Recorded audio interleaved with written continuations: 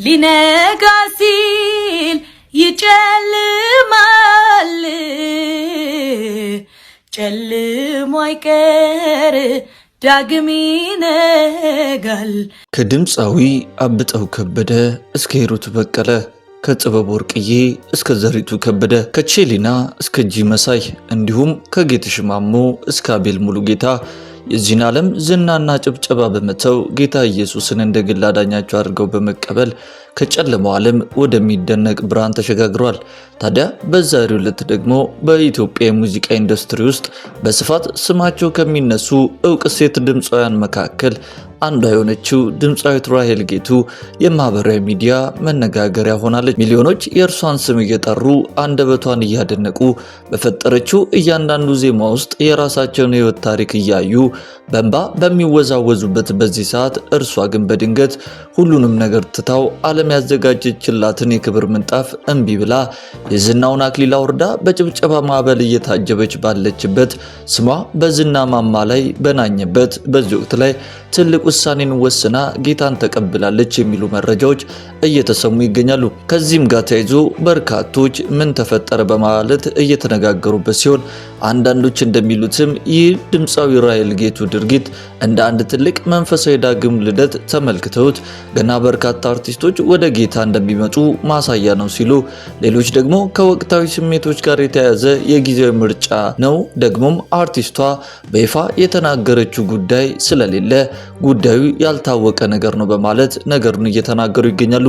ነገር ግን ከዚህ ሁሉ ሁኔታ ጀርባ ያለው እውነት ምንድነው? ሁሉንም በዛሬው ፕሮግራማችን ወደ እናንተ ይዘላችሁ መተናል።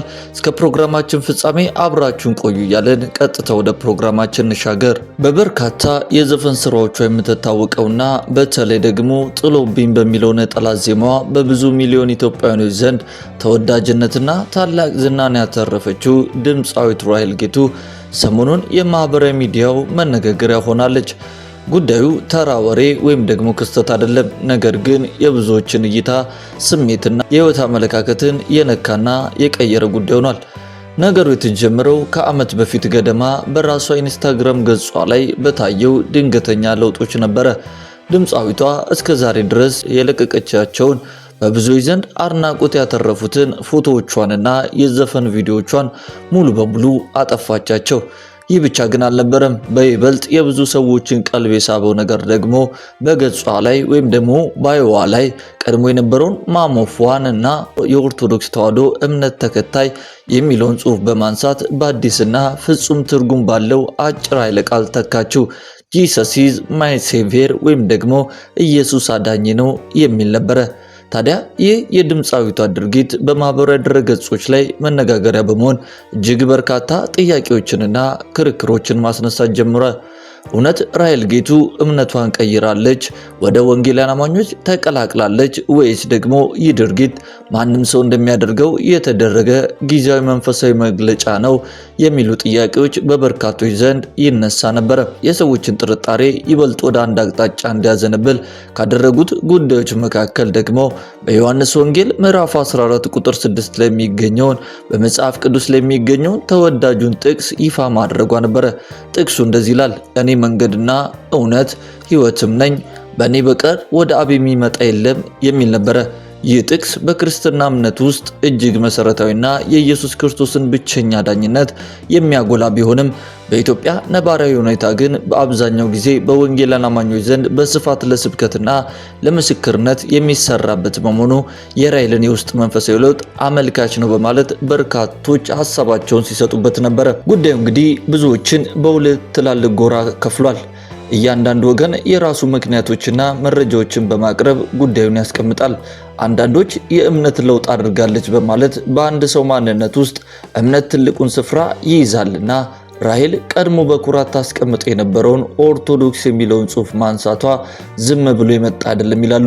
ጨምሮም ቀድሞ በዓለማዊ ሙዚቃ ዓለም ውስጥ ታላቅ ዝና ኖሯት በኋላ ግን ሕይወቷን ሙሉ በሙሉ ለወንጌል አገልግሎትና ለመዝሙር የሰጠችውን የዘማሪ ዘሪቱ ከበደ ምስልና መልእክቶች ራሔል በኢንስታግራሟ ላይ ስቶሪ ላይ ደጋግማ ማጋራቷ የራሷን ቀጣይ ጉዞ ፍንጭ የሚሰጥ ነው በማለት ሲናገሩ፣ በዛሬው ዕለት ደግሞ ከዘማሪ መስከረም ጌቱና ከዘማሪ ሽመልስ ፍላቴ ጋር የተነሳቸውን ፎቶ በማህበራዊ ድረገጽ ላይ መዘዋወሩን ተከትሎ ይህንን ሐሳብ ይበልጥ ያጠናክረዋል እያሉ በርካቶች እየተናገሩ ነው። በሌላ በኩል ደግሞ ሰዎችን ያለ ራሳቸው አንደበት ምስክርነት መፈረጅ ስህተት ነው የሚሉ ወገኖች አሉ።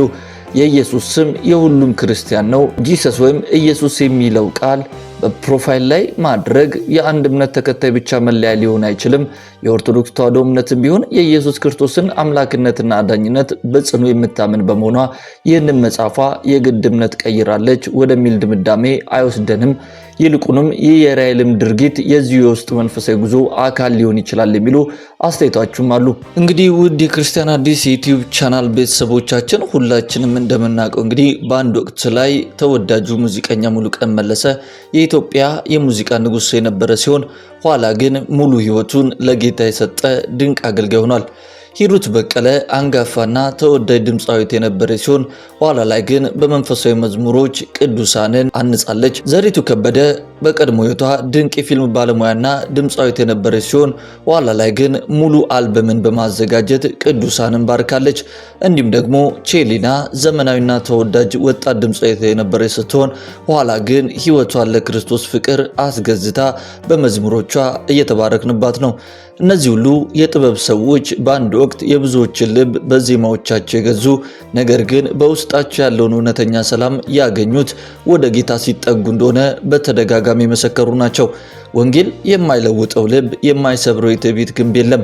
እግዚአብሔር በፍቅሩና በምሕረቱ ሰዎችን ሲነካ የቀድሞ ማንነት እንደ ፀሐይ መውጣት ይቀልጣል። ለድምፃዊት ራሔል ጌቱም ቢሆን እግዚአብሔር በነፍሷ ውስጥ የጀመረው ታላቅ የፍቅር ስራ ካለ ያ የፍቅርና የርኅራኄ አምላክ ራሱን ይበልጥ ገልጦላት በቀጣይ እውነተኛውን መንፈሳዊ ዜማ ስትዘምር ማየት የብዙዎቻችን ምኞትና ጸሎት ሲሆን እስካሁን ድረስ ግን አርቲስቷ በራሷ አንደበት አንዳች የተነገረችው ነገር አለመኖሩን እየገለጸን ነገር ግን በርካታ መረጃዎች እንደሚያሳዩት ልቧን ወደ ጌታ እንዳዘነበለች ነው። ውድ የክርስቲያን አዲስ የዩቲዩብ ቻናል ቤተሰቦቻችን በዛሬው ፕሮግራማችን እንግዲህ በተለያዩ ማህበራዊ ሚዲያ ላይ ራሔል ጌቱን በተመለከተ ጌታ ኢየሱስን እንደ ግል አዳኟ አድርጋ ተቀብላለች የሚለው መረጃ በማንሳት ወደ እናንተ አጠር ባለመልኩ ያቀርብንበት ፕሮግራም ይህንን ይመስል ነበረ።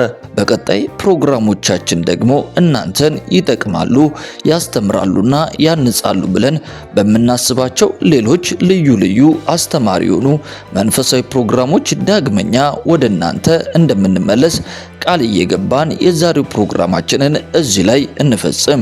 ሰላም፣ ጤና፣ ፍቅር በያላችሁበት ስፍራ ሁሉ እየተመኘንላችሁ ጌታ ኢየሱስ ክርስቶስ ዘመናችሁና ሕይወታችሁን ይባርክ እንላለን። ቸር ሰንብቱ።